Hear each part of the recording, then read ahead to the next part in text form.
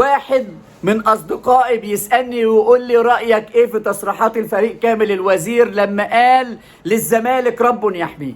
يا جماعة الحكاية باختصار إن في ملك في الحبشة اسمه النجاشي عايز يحتل اليمن، وفعلا قدر يحتلها وخلى قائد على اليمن اسمه أبرهة. أبرهة ده بنى كنيسة اسمها القليس، عايز الناس تحج لها. العرب في الوقت ده بيعظموا الكعبة المشرفة ورافضين يروحوا للقليس بتاعت أبرهة.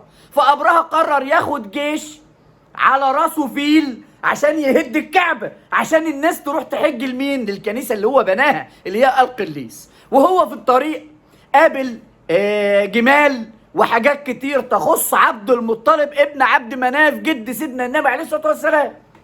فلما وصل مكة قال اما ابعت اجيب كبير مكة عشان اشوف هنعمل ايه. فبعت لمين؟ لعبد المطلب ابن عبد مناف جد سيدنا محمد صلى الله عليه وسلم، لانه في ذلك الوقت هو زعيم قريش.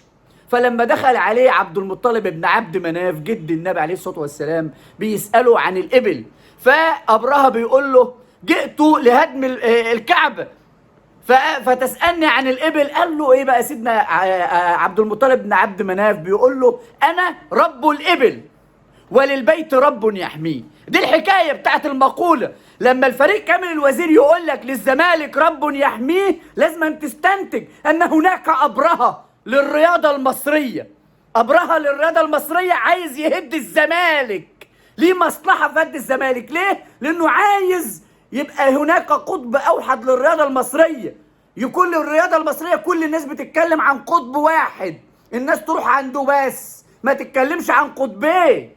أبرهة اللي عايز يافطة نادي القرن تنزل وخطط لها تنزل ونزلت بكل الطرق الملتوية وغير الملتوية. أبرهة اللي حارب الزمالك في الصفقات بتاعته وما خلاش حامد حمدان يجي.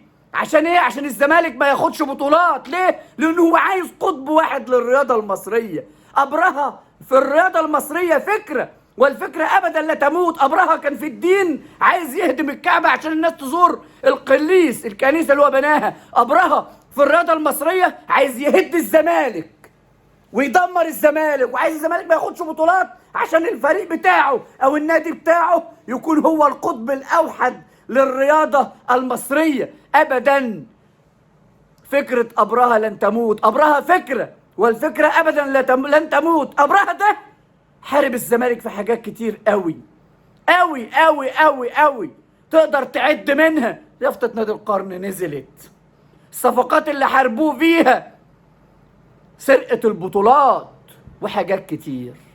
لكن الزمالك في قلوب الزملكاوية. الزمالك روح في جسد كل زملكاوي، والزمالك له رب يحميه.